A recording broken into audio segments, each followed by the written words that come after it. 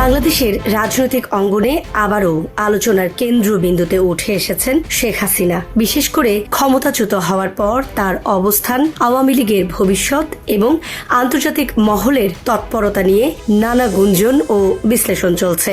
কূটনৈতিক সূত্রগুলো বলছে, পরিস্থিতি সামাল দিতে এবং দলকে পুনর্গঠনের পথে ফেরাতে একাধিক প্রস্তাব নিয়ে আলোচনা হয়েছিল, যেখানে ভারতের মূল ভূমিকা ছিল।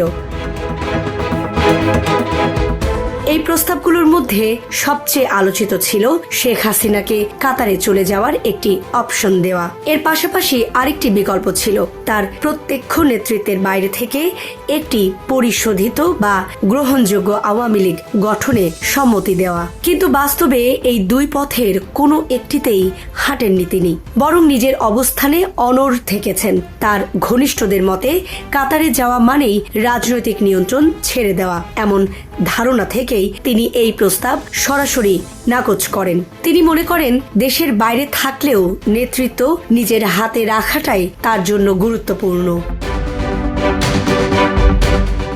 এদিকে আওয়ামী লীগের নতুন একটি সংস্করণ গড়ে তোলার প্রচেষ্টায় সামনে আনা হয়েছিল সাবের হোসেন চৌধুরীর নাম। তাকে সামনে রেখে দলকে নতুনভাবে সংগঠিত করার একটি পরিকল্পনা নিয়েও আলোচনা এগোয়। আন্তর্জাতিক মহলের একটি অংশ মনে করেছিল, তুলনামূলক গ্রহণযোগ্য মুখ হিসেবে সাবের হোসেন চৌধুরী আওয়ামী লীগকে নতুনভাবে দাঁড় করাতে পারেন। কিন্তু এই উদ্যোগে শেখ হাসিনার সমর্থন না থাকায় তা দ্রুতই ভেঙে পড়ে।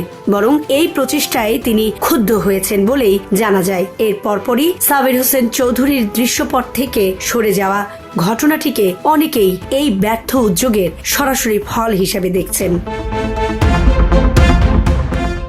শুরুর দিকে এই পুরো প্রক্রিয়ায় আগ্রহ দেখালেও সময়ের সঙ্গে সঙ্গে ভারতের অবস্থানেও পরিবর্তন আসে। একাধিক দফা আলোচনার পর তারা বুঝতে পারে শেখ হাসিনার সম্মতি ছাড়া আওয়ামী লীগের পুনর্গঠন সম্ভব নয়। ফলে ধীরে ধীরে তারা এই ইস্যু থেকে সরে আসে।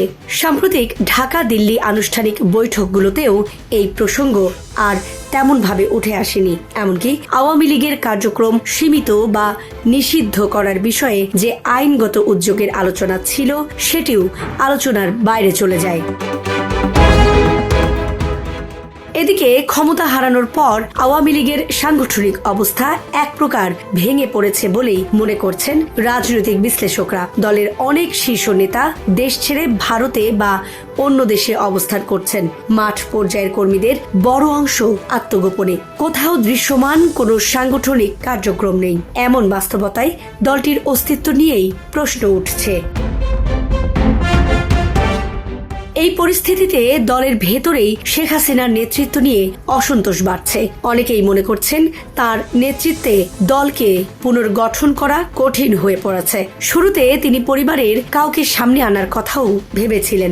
আলোচনায় এসেছিল তার বোনের ছেলে রাদওয়ান সিদ্দিক ববির নাম, কিন্তু দলীয় মহল থেকে সেই প্রস্তাবে ইতিবাচক সাড়া না মেলায় সেটিও আর এগোয়নি। শেষ পর্যন্ত তাকেও নেতৃত্বে আনার বিষয়ে সবুজ সংকেত দেননি শেখ হাসিনা নিজেই।